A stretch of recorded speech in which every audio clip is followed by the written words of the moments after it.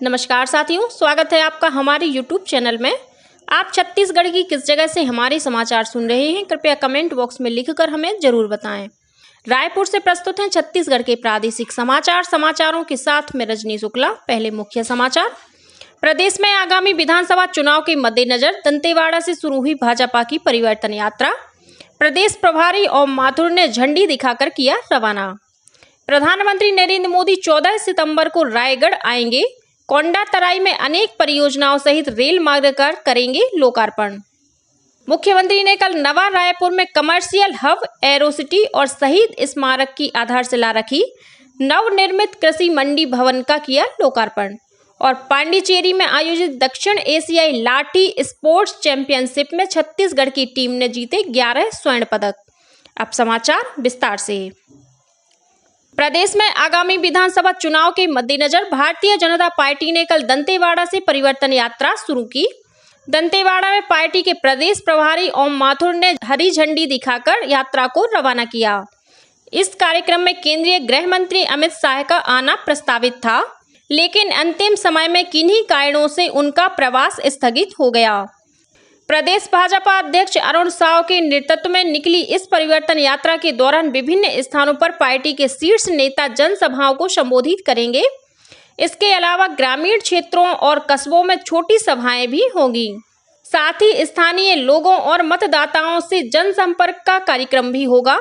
इस यात्रा में पार्टी के सह प्रभारी नितिन नवीन, पार्टी के राष्ट्रीय उपाध्यक्ष और प्रदेश के पूर्व मुख्यमंत्री डॉक्टर रमन सिंह, राज्यसभा सांसद संतोष पांडे, पार्टी के राष्ट्रीय उपाध्यक्ष लताव सेंडी सहित अन्य नेता और पदाधिकारी शामिल हुए।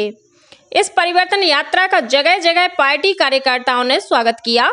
परिवर्तन यात्रा के दौरान दंतेवाड़ा जिले के गीदम इलाके में विभिन्न समुदायों के 129 प्रमुख लोगों ने भाजपा में प्रवेश लिया। इन सभी को पार्टी के स्थानीय नेताओं ने भाजपा की सदस्यता दिलाई। वहीं जसपुर से 16 सितंबर को परिवर्तन यात्रा शुरू होगी। इन दोनों यात्राओं का समापन बिलासपुर में 28 सितंबर को होगा। गौरतलब है कि यह परिवर्तन यात्रा प्रदेश के विभिन्न मार्गों पर लगभग 3000 किलोमीटर की दूरी तय करेगी।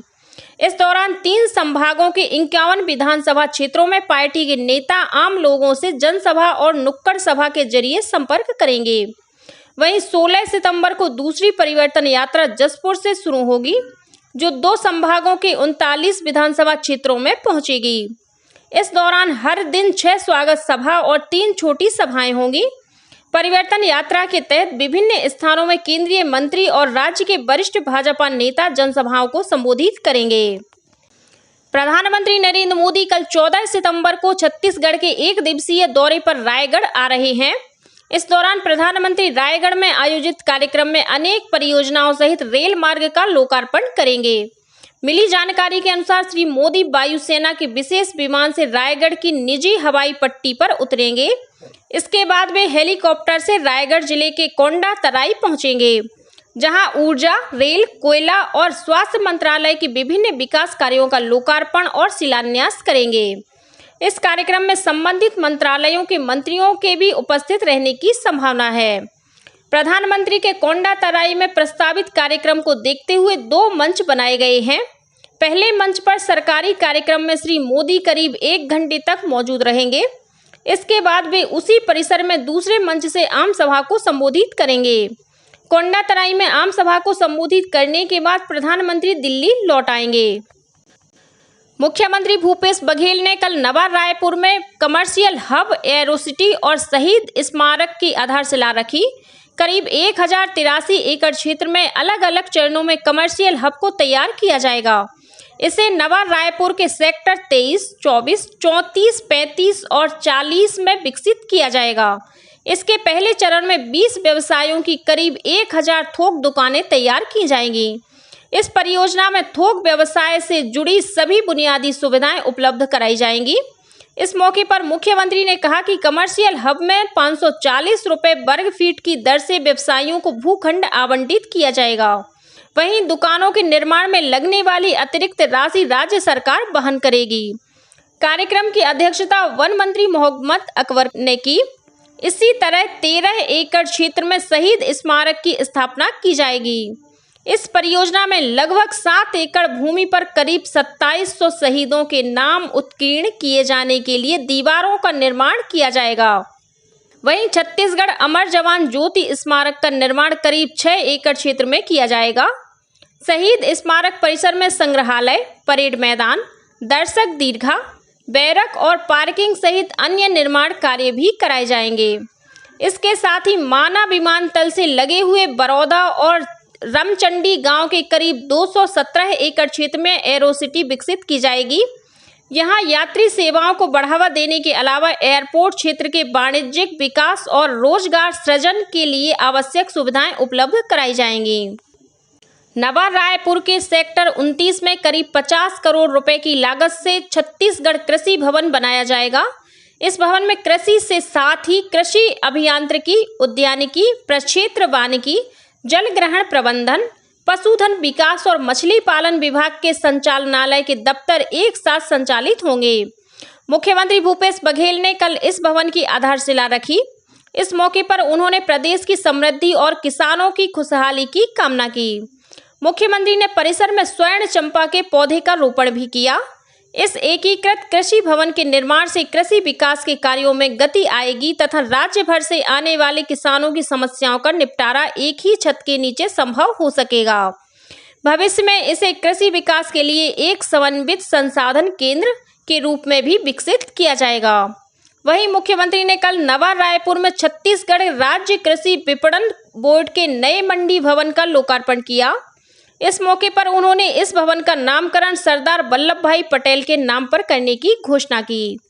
नवा रायपुर के सेक्टर 24 में करीब 40 करोड़ रुपए की लागत से बनाए गए इस भवन में छत्तीसगढ़ राज्य बीज निगम का दफ्तर भी संचालित होगा। प्रधानमंत्री नरेंद्र मोदी इस महीने की 24 तारीख को दिन में 11 बजे आकाशवाणी से मन की बात कार्यक्रम के अंतर्गत देश विदेश के श्रोताओं को संबोधित करेंगे। यह इस मासिक रेडियो कार्यक्रम की 105वीं कड़ी होगी। लोग नमो ऐप या MyGOV ओपन फोरम पर अपने विचार साझा कर सकते हैं।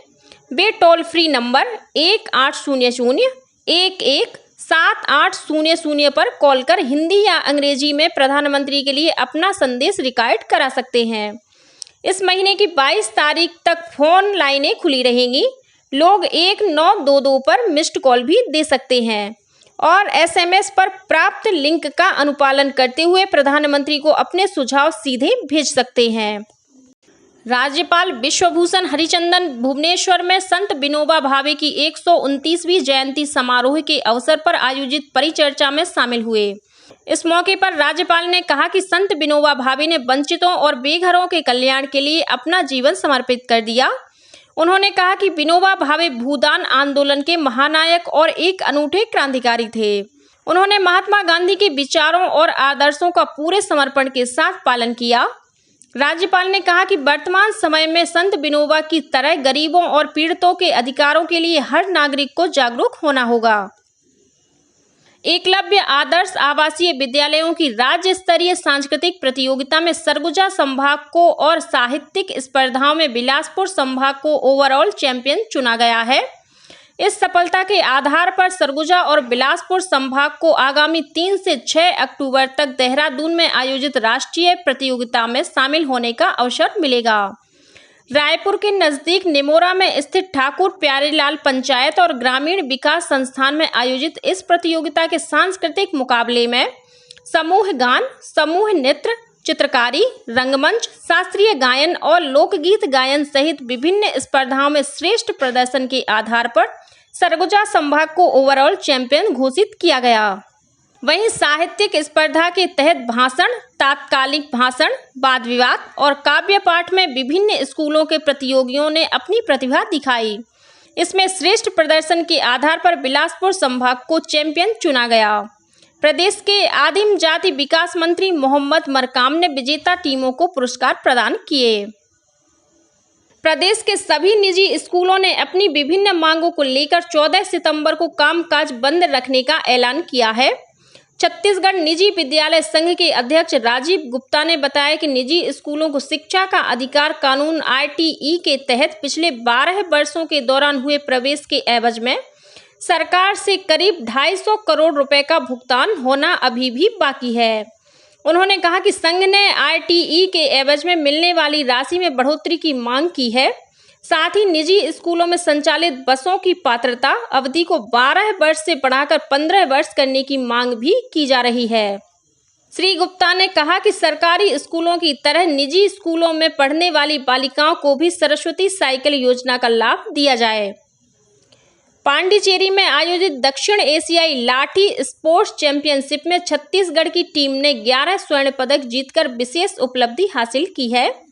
8 से 10 सितंबर तक हुई इस प्रतियोगिता में भारत के अलावा नेपाल, श्रीलंका, बांग्लादेश और भूटान के खिलाड़ियों ने हिस्सा लिया।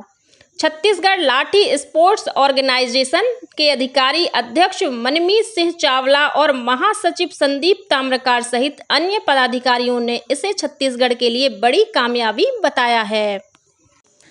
वर्ष 2024 के पद्म पुरस्कारों के लिए ऑनलाइन नामांकन इस महीने की 15 तारीख तक किया जा सकता है। नामांकन 1 मई से शुरू हुआ था।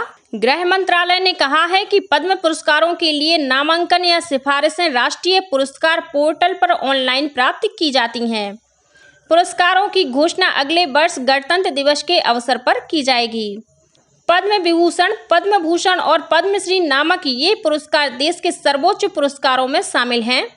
1954 में शुरू किए गए पद्म पुरस्कार प्रदान कर विशिष्ट कार्यों को मान्यता दी जाती है। ये पुरस्कार सभी क्षेत्रों में उत्कृष्ट और असाधारण उपलब्धियों तथा सेवाओं के लिए दिए जाते हैं। और अब कुछ अन्य खबरें संक्षेप में। जांजगीर चांपा जिले के कोरबा और हथनेवरा में गाड़ियों की जांच के दौरान पुलिस ने 2 कारों से करीब 1 करोड़ 80 लाख रुपए का सोना चांदी जब्त किया है। आरोपियों के पास सोना चांदी से संबंधित कोई वैध दस्तावेज नहीं होने के कारण पुलिस ने इसे जब्त कर जांच शुरू कर दी है। और भिलाई स्टील प्लांट की स्मेल्टर 2 में पिघला हुआ लोहा गिरने से एक ठेका मजदूर झुलस गया।